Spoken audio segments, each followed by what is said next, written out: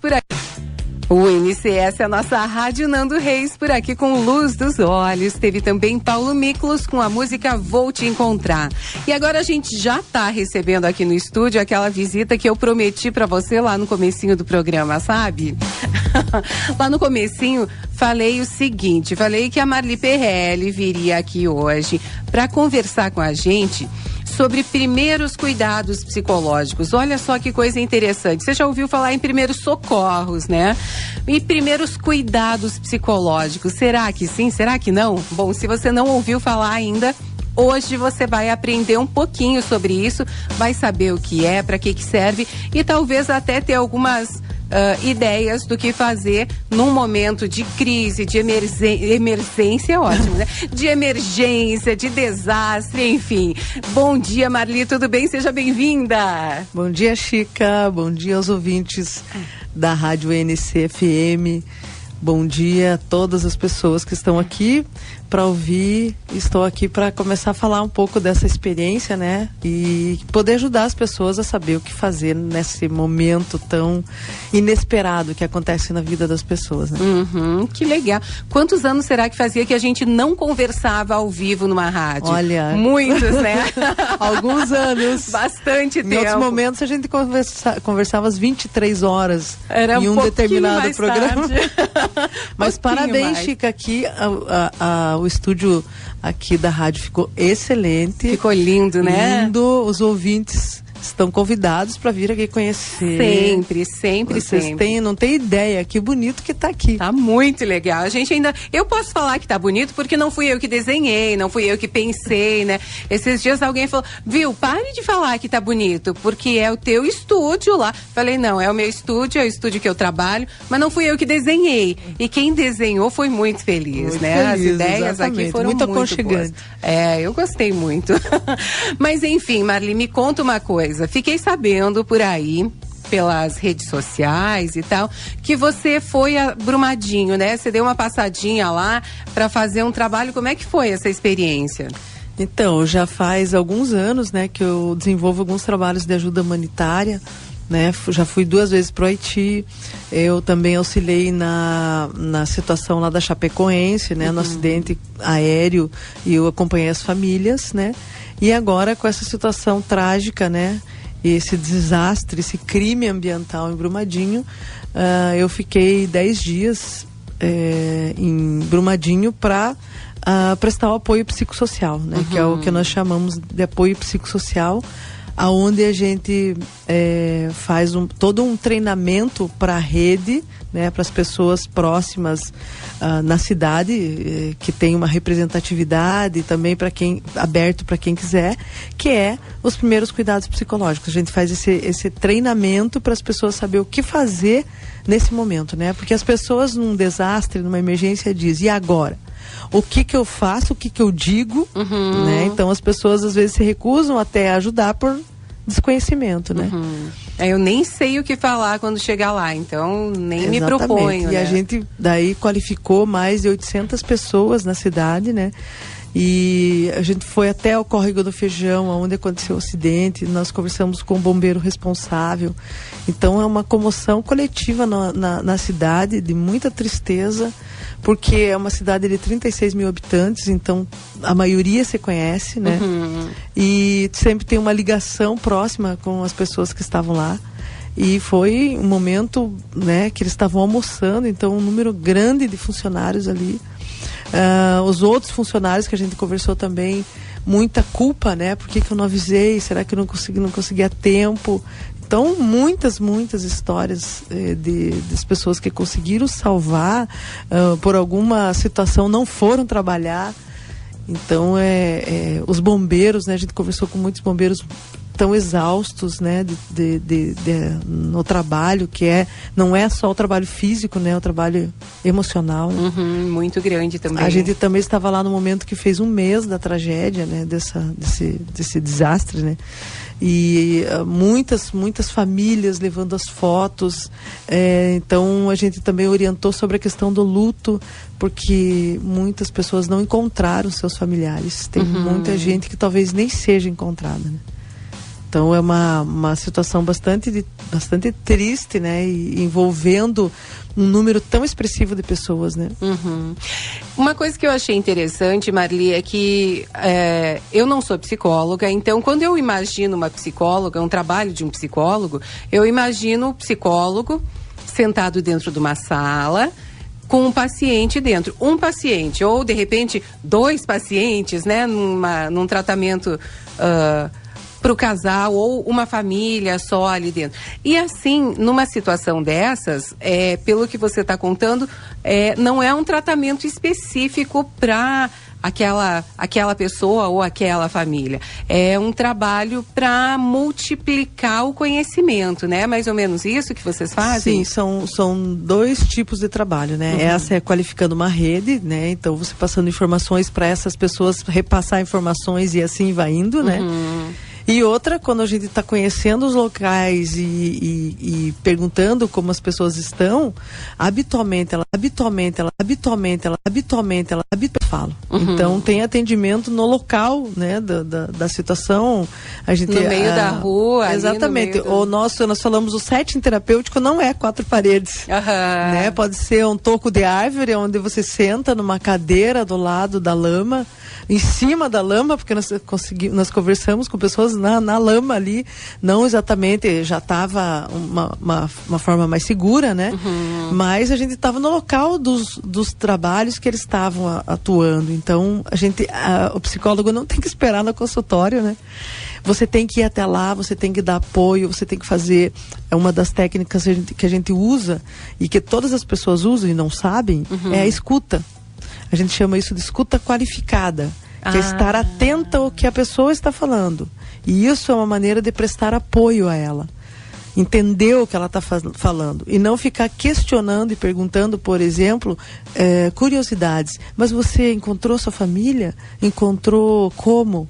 Né? Quer dizer, isso não vai adiantar nada você ficar fazendo esse tipo de pergunta. Uhum. Porque a curiosidade das pessoas, será que encontraram fragmentos e etc. A gente estava no momento atendendo os bombeiros em Brumadinho e depois, conversando com eles, logo eles foram atuar. Uhum. Né? Então eles estavam lá com os cães farejadores, era um grupo de 5 bombeiros. E já naquele momento eles encontraram um fragmento de pessoas ali, no nosso lado ali. E aí a gente conseguiu depois conversar com eles também sobre como é que foi toda essa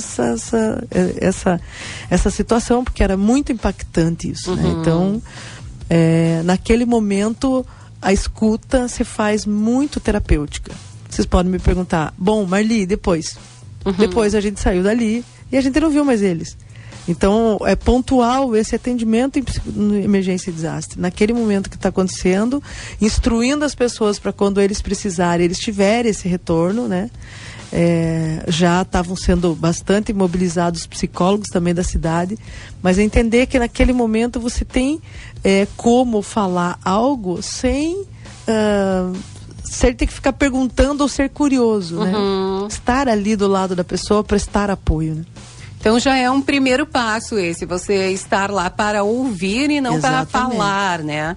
Para dar o apoio. Nem julgar, né? Muito menos, né? E é o que muitas vezes as pessoas acabam fazendo sem a intenção, né? A pessoa tá lá de repente para ajudar, né? Não tá lá para matar a curiosidade, mas acaba fazendo colocações erradas, né, no momento errado.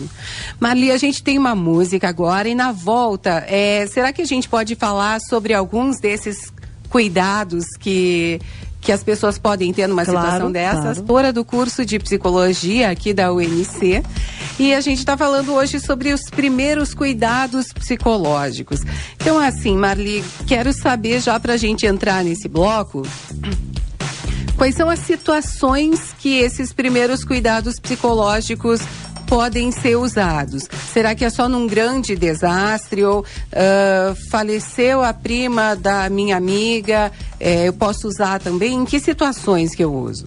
Então, os primeiros cuidados psicológicos são sempre situações inusitadas, né? Que realmente ocorre um rompimento daquela estrutura da dita normalidade, né? Então, é um evento que merece extrema atenção, como os primeiros socorros, né? Os primeiros socorros naquele momento, onde a pessoa está precisando, salva a vida dela, né? Se você souber levar para o hospital, se você souber fazer uma massagem cardíaca, você pode salvar uma vida. E os primeiros socorros psicológicos também podem salvar uma vida. Por exemplo, num desastre coletivo, né? Se você conseguir dar apoio para essa pessoa e que ela não entre em contato com várias situações que possam gerar trauma a ela, né? Então você pode, vamos dar um exemplo de Brumadinho. Então aconteceu toda aquela situação, os familiares ficaram desesperados, né? Então a primeira comoção, eles ficaram desesperados, quem está lá, o que acontecia. O psicólogo pode ficar com esses familiares, fazendo uma ponte de informações, por exemplo, né? Então, não é só atendimento ali em quatro paredes, mas ele pode fazer esse apoio, porque eles, naquele momento, eles não querem perguntar só como eles estão, eles querem uma informação. Então, você faz essa ponte para não ter ruídos nas informações, né? Porque isso é grave, né? Entendi. Então, falaram que alguém sobreviveu, né? Como naquele momento dos jogadores, né? Tinha um jogador com nome parecido, né? E aí falaram que alguém tinha sobrevivido, o familiar já achou que era o seu filho, e gera isso uma tristeza muito grande, uma comoção. E aí você pode trabalhar com essas informações, e também você pode trabalhar no apoio, que é organizar as pessoas próximas para estarem juntos, né? Porque você é o psicólogo, mas você é uma pessoa estranha ali, né? Então, prestar apoio também a organizar o lugar, o ambiente. Outro exemplo, alguém morreu de uma situação trágica, no desastre, não tem um número expressivo de pessoas, mas você também pode, com os primeiros cuidados psicológicos, apoiar essa pessoa, permanecendo com ela, encaminhando ela. Não é só lá, oi, tudo bem, eu vou ver se tem alguém para te ajudar. Você tem que ajudar, você tem que permanecer com ela até você encaminhar ela. Até ter uma pessoa que de fato... Exatamente, até ter um familiar ou alguém, né? Então, se você está na rodovia, aconteceu um acidente, você passa e olha e diz, eu não tenho nada a ver com isso.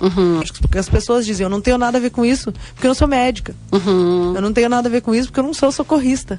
Não, você tem a ver com isso, que você pode prestar o apoio psicológico ali, os primeiros cuidados, que é no momento que você entra nesse incidente ali, né? Depois você encaminha, mas tem muita gente que tem muito medo por não saber o que fazer, né? E aí, então, tô lá na estrada e de repente tô vendo um acidente. Eu paro meu carro num lugar seguro e tal, e desço, e o que eu faço? Então, a primeira questão é você abordar, né? Primeiro é você verificar se tem os primeiros socorros, né? Tem um bombeiro, tem alguém que está prestando os primeiros socorros. Porque a gente tem uma outra coisa que a gente diz, não se coloque em risco. Se você não sabe os primeiros socorros, não se coloque em risco, né? Então, a mesma coisa, em Brumadinho, você vai lá tentar ajudar no resgate das pessoas, como teve pessoas não qualificadas, né, entraram em risco. Então o bombeiro tem que salvar essas pessoas. Você tá tudo isso controlado, né? Tem esses primeiros socorros, ou se não tem, você é o primeiro a chamar. Logo em seguida, você vai dar apoio, né, aos sobreviventes, né? Então, organizando para que, por exemplo, ali tá numa rodovia, não fique na rodovia, que prestem, que as pessoas consigam dar apoio para você. Isso não precisa ser psicólogo, né? É uma outra coisa. Os primeiros socorros psicológicos não é exclusivo do psicólogo. Foi um ponto bem interessante você falar, porque são cuidados que qualquer pessoa pode ter, né? E naquele momento, por exemplo, se houve um óbito, a pessoa vai ficar descrevendo o que aconteceu, chorando, e você tem que estar ali prestando apoio, né? Então você pega na mão dela e diz, eu tô aqui com você, porque as pessoas também, a maioria diz, o que falar nessa hora, né? Eu até vou dizer, e a gente vai entrar conversando, é o que não dizer nessa hora. O que não dizer, mas... muita coisa que piora a situação, né? Então, se você ficar ali, e a pessoa vai te perguntar por que isso aconteceu comigo, olha que situação, olha a pessoa, olha meu filho, sei lá, ou qualquer outras pessoas da família, e que vale destacar que a dor mais terrível de uma perda é de um filho, né? Realmente, perder um filho é algo indescritível, abalado, muita pessoa fica muito abalada, e isso não é não é restabelecer o seu equilíbrio tão rápido. Então você tem que estar ali sabendo que você está prestando os primeiros socorros psicológicos, está ouvindo aquela pessoa, porque às vezes, muitas vezes a gente está ouvindo e já acha que tem que fazer alguma coisa, né? Eu tenho que dizer algo inédito para ela. Não, só fique ali, pela tua presença ela vai sentir um pouco mais segura, não vai passar, não vai deixar de chorar, mas a pessoa se sente segura. Então, primeira coisa é, claro, tomar as providências necessárias ali para que não piore a situação, isso com relação à parte física mesmo, né? Tem um carro que ficou no meio da estrada, sinaliza, tem uma pessoa que está mal colocada, que foi jogada para fora, vê o que você pode fazer com relação a isso. Mas então, com relação ao cuidado psicológico, é ouvir a pessoa, estar presente, permanecer com ela e deixar claro para ela que você está ali, que tem alguém com ela, né? Então não é a ideia que aquilo vai passar rapidamente, mas que você possa prestar esse apoio, né, com a tua presença, com a tua tranquilidade ali. Porque se você for conversar com os bombeiros, a maioria deles, né, comentam com a gente que como é difícil ele estar salvando alguém com os familiares ali. Porque eles ficam muito desesperados. Se a gente estivesse naquele lugar, a gente ficava falando, pelo amor de Deus, por favor, você pode ir, né? Então isso atrapalha eles, né? E eles não tem como ser grosseiro com essas pessoas, né? Que estão ali no sofrimento. Então, se você está naquele momento ali, você começa a conduzir os familiares para outro local, né? Não há o que fazer naquele momento os familiares, e sim alguém que está preparado para isso, que está qualificado para isso, né? As pessoas podem perguntar, tá, Marli, se não tiver ninguém, né, se não tiver um bombeiro, quantas histórias a gente sabe de salvamento, etc.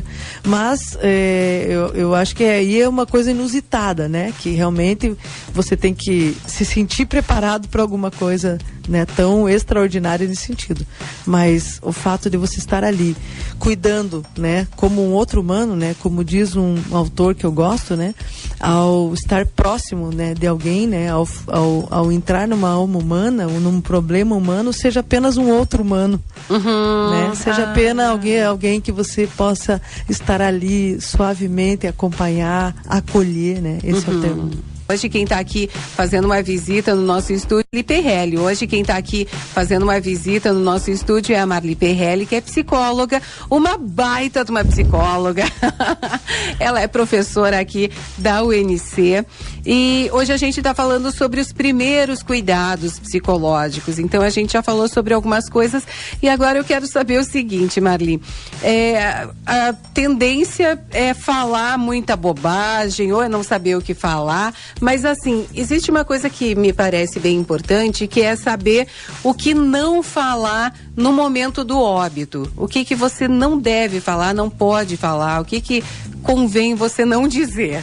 Então, Chica, tem muitas pessoas que ao tentar falar alguma coisa pioram a situação, né? Então, quando há uma situação de vários óbitos, né, de pessoas da família ali, então tá todo mundo próximo e você como amigo quer consolar o seu outro amigo, você diz, Deus quis assim. Né? Então, uma das frases que a gente não deve falar é isso, porque, né, como diz alguns amigos, né, que comentam, Deus não tem nada a ver com isso. Ah, sim, tem. Tá, se Deus é uma forma, ou a religião é uma forma do enfrentamento dessas dificuldades, é uma das formas. A religião é uma das formas de enfrentar as tristezas, as perdas, né? Não estou defendendo, estou dizendo como um recurso, né? Então, você já coloca todo esse recurso por água abaixo, porque as pessoas vão perguntar, por que Deus quis isso? O que ele tem a ver comigo? Por que ele não tá, né? Ou tentar aceitar, vai ter que ser assim. A questão do luto é você passar por ele mesmo, Você vai sofrer, você vai chorar, você realmente vai ser muito difícil. É importante que as pessoas não sejam medicadas nesse momento, né? É importante a não ser algo medicar. Extremamente, né? Uma coisa extrema. Mas é muito difícil passar pelo luto, é uma coisa mais difícil. Só que se você não passar bem pelo luto, você passa por pequenos lutos o resto da sua vida. Né? Então, para as crianças, as pessoas dizem, olha, ele virou uma estrelinha, né? Tá lá no céu com Jesus. E a criança vai entender isso literalmente. Por que ele pegou e levou ele lá pro céu? Será que ele pode devolver? Por que tanta maldade assim, né? Será que eu posso pegar? Cada vez que eu olho para uma estrela, tá lá o meu pai, tá lá minha mãe naquela estrela, né? Então, poxa, então, Marli, o que tem que falar? Tem que dizer que a pessoa não está mais ali. E vai estar nas nossas lembranças, nas nossas fotografias, mas não vai estar mais. Nossa, tão frio assim, Marli. A realidade é essa. Quanto mais a gente quer colocar alguma explicação, né? Até para criança, difícil dizer, o pai tá lá no cemitério. Né? Então, e as crianças vamos buscar. Teve uma criança, né, quando a Mariana era pequena, minha filha, e uma amiguinha dela disse, a mãe falou que o pai estava no cemitério e ela convidou a Mariana para ir lá buscar o pai. Ai. Né? Então, se o pai tá lá, me ajudem a ir lá buscar ele. Então, esses primeiros cuidados psicológicos é pra gente não piorar a situação. Mas, Marli, então eu não sei o que dizer. Então não diga. Ouça. Ou você pode dizer, eu estou aqui, porque as pessoas dizem, eu estou aqui porque deve uma semana depois quem tá lá. Né? Ninguém mais, todo mundo vai tendo a sua vida, etc. Então eu tô aqui, se você precisar do meu apoio, eu tô aqui.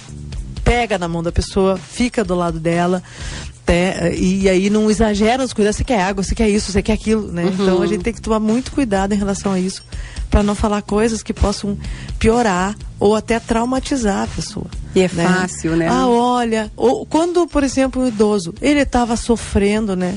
Se é minha mãe, eu não vou querer que ela vá embora, e não queria que ela sofresse, e nem queria que ela morresse.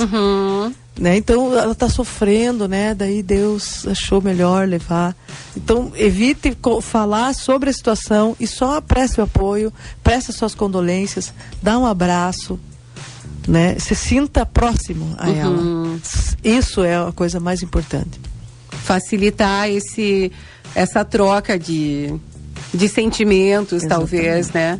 Então, porque o luto é uma coisa difícil, um luto coletivo mais ainda, porque as pessoas começam a sofrer e outras, né, começam a contar suas histórias entre as histórias. E também tem algumas pessoas que usam, né, aquilo de contar a sua história em cima de outra história. A minha é pior que a sua. Meu sofrimento é muito maior que o seu. Passa aí contar as suas coisas e não ouvir. Né? Talvez ela faça isso porque ninguém ouviu ela. Então ela fica contando o tempo inteiro a história dela para ser acolhida. Mas não pode, né? Então mas não é o momento. É a outra pessoa que está.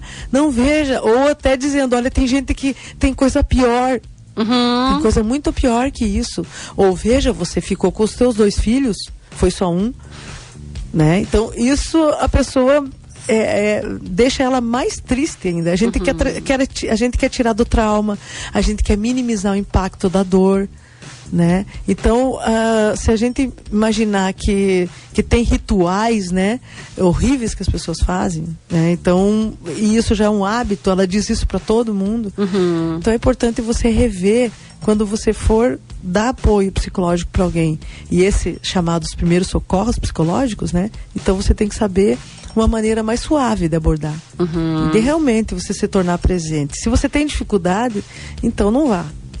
Né? Se você tem dificuldade, olha, eu não posso ver isso, e daí eu começo a chorar junto. Não que você não possa chorar junto, porque a situação realmente é difícil. Mas você não pode outro se tornar o teu apoio. É verdade, é verdade. Não nesse momento, né? Talvez num outro momento você possa conversar, né, com outra pessoa, e possa dividir esse teu sofrimento, mas não no momento da dor do outro, né? E aquele primeiro momento ali é um momento de afeto, de carinho, que todas as pessoas têm. Ela só não sabe que isso está dentro de os primeiros socorros psicológicos é um padrão, é um protocolo internacional. A Cruz Vermelha usa, a ONU usa, né? Então são coisas, meu Deus, mas são tão simples. É tão simples que que às vezes as pessoas não fazem. Uhum. Ou é tão simples dar um bom dia para alguém que a pessoa não dá um bom dia. Então eles estão elucidando isso e propagando para a gente saber fazer esse apoio e que a gente possa se sentir, porque a gente se sente muito feliz quando a gente faz isso e realmente a gente ajuda, né? Às vezes a gente ajuda mais a gente que o outro. É verdade. Bom, então a gente já entendeu o que não pode fazer. Na volta a gente vai falar sobre o que pode fazer, o que você deve fazer, que tipo de ação, de repente tem até ações simples que a gente não imagina e que podem ajudar muito mais quem está passando por uma situação dessas, né? É daqui a pouquinho, fica aí. Quem que não precisa saber mais sobre isso? Todos nós, né? Todos temos que saber um pouquinho mais.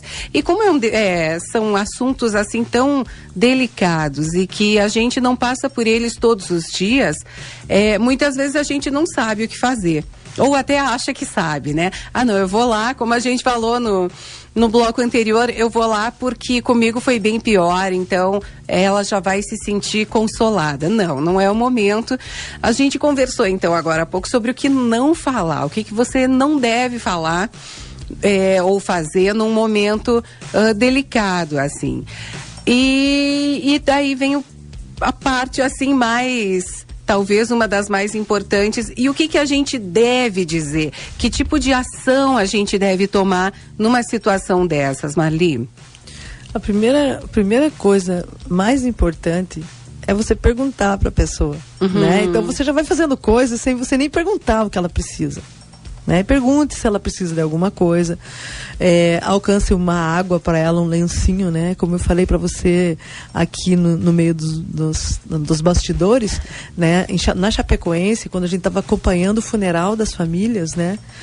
O funeral com as famílias, né? Dos seus entes queridos, a nossa aproximação de apoio e acolhimento era entregar um lenço de papel, a qual a pessoa se sentia acolhida e nos abraçava, né? Então, assim, nossa, são coisas simples e são coisas esquecidas, né? Alguém vai num velório e leva um lencinho para oferecer para sua amiga, para uma pessoa, você não lembra disso, né? Mas é algo importante como meio de mediar isso, né? Primeiro pergunte, né? Você está precisando de alguma coisa? Não estou. Posso ficar aqui um pouco com você? Pode. Vai ser muito bom você ficar aqui ao meu lado. Ou não, nesse momento eu prefiro ficar aqui com minhas famílias, por exemplo, no velório, vamos dizer isso, né?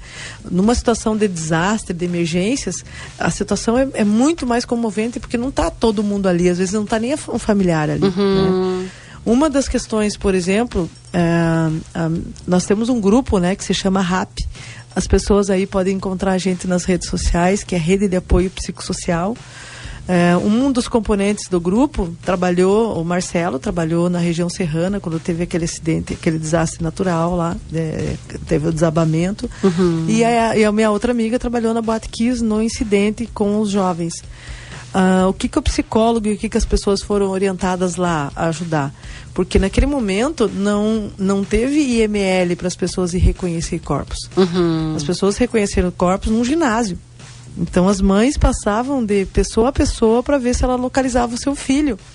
Então era uma coisa traumatizante, triste, porque além de você procurar o seu filho, você via N outros que você conhecia e outros até que não conhecia. O que o psicólogo fazia parte nesse momento? Estava junto dessa pessoa para ir reconhecer. Estava no apoio com essa pessoa.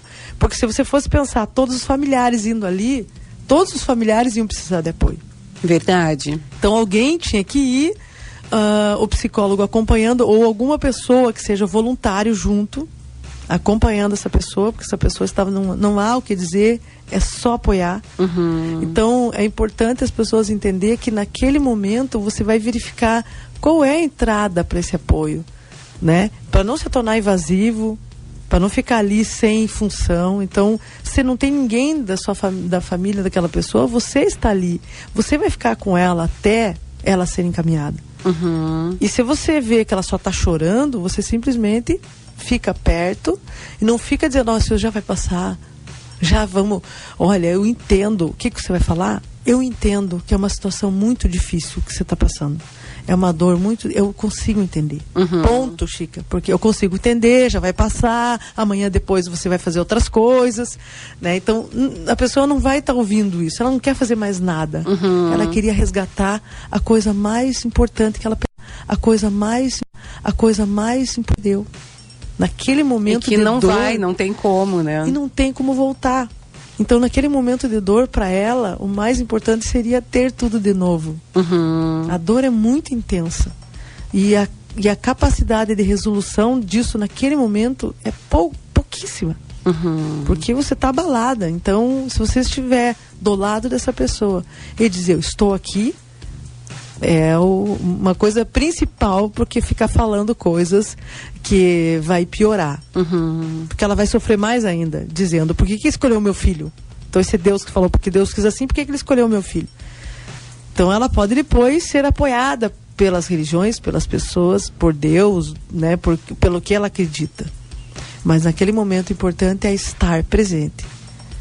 Inclusive ela estar presente, né? Você comentou antes que o ideal é não medicar, por exemplo. É isso mesmo? Em maioria dos casos, né?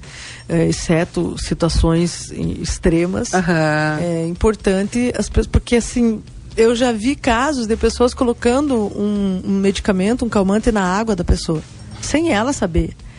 Porque ela estava muito consternada, chorando demais, mas exatamente, não tem como perder alguém importante e não chorar, e não se desesperar. A dor é profunda e não vai passar naquele momento com aquela medicação, vai passar ao longo do tempo, né? Tem alguns autores que falam que o luto dura as estações do ano.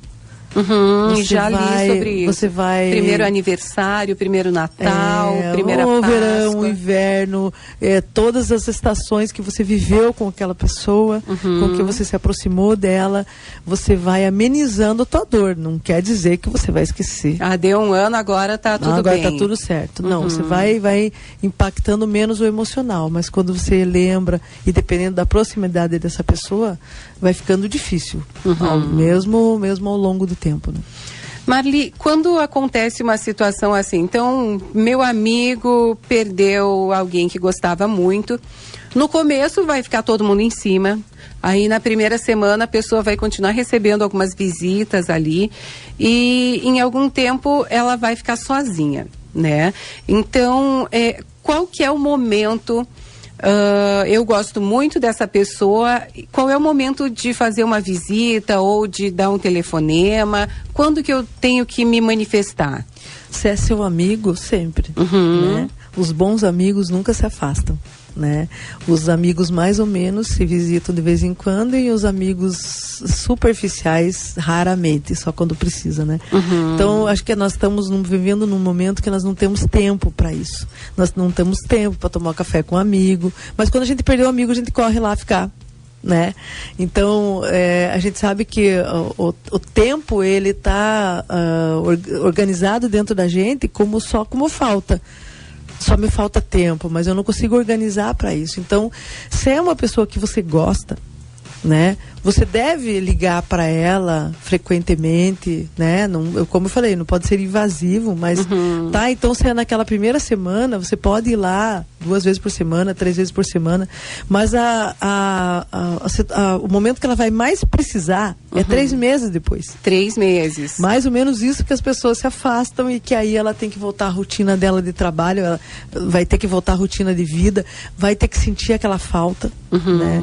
Então, é um momento que as pessoas acham ao contrário. 3 meses ela já está bem, né? Já está se acostumando. É aquele momento da grande solidão daquela pessoa que ela amava. Então já anota na tua agenda. Aconteceu uma situação em 3 meses. Lembre que a pessoa vai estar sozinha e vai estar precisando de você. Se você gosta da pessoa, né? Mantenha contato com ela. O apoio, o carinho, o afeto, isso cura muitas dores da alma, né? É verdade. Adorei a nossa conversa, Marli, aprendi muito hoje, porque é um assunto muito difícil, né? Muito difícil. E como eu falei lá no comecinho, a gente não passa por isso todo dia e a gente não sabe o que fazer. Então, quando você passar por uma situação dessas, agora você que está ouvindo a gente, você já vai ter uma ideia um pouquinho melhor, a situação vai ser um pouco menos difícil para você saber o que fazer, né? Marli, muito obrigada por ter vindo, adorei muito a nossa conversa. Que bom que deu certo, né, Chico? Espero que você me convida e agora deu certo. Pois é. Foi uma satisfação, um prazer estar aqui imenso de conversar esse assunto com todos os ouvintes também. Espero ter contribuído, né, em alguma coisa, né, com a aprendizagem de cada um, né? E deixar para vocês, né, a frase que eu falei lá no começo do Jung, né, que é: ao tocar uma alma humana, seja apenas outra alma humana. Obrigado pelo espaço, Chico. Obrigada, Marli. Até a próxima.